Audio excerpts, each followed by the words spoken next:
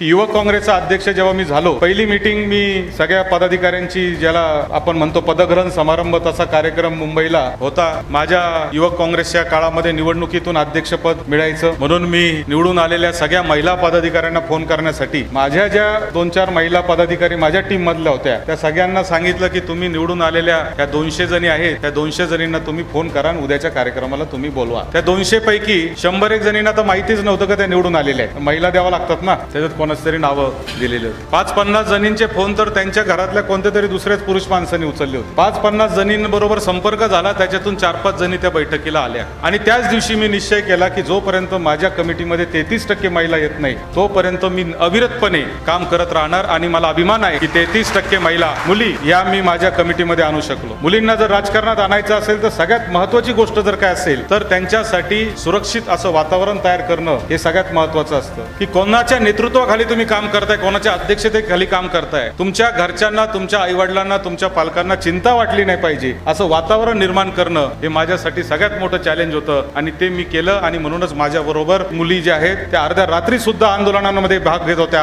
आणि अर्ध्या रात्री सुद्धा त्या माझ्याबरोबर काम करत होत्या. त्यांच्या पालकांना निश्चित खात्री होती की सत्यजित बरोबर आमची मुलगी जेव्हा जाते तेव्हा ती सुरक्षित आहे, तिच्या सुरक्षतेची काळजी मी घेणार आहे.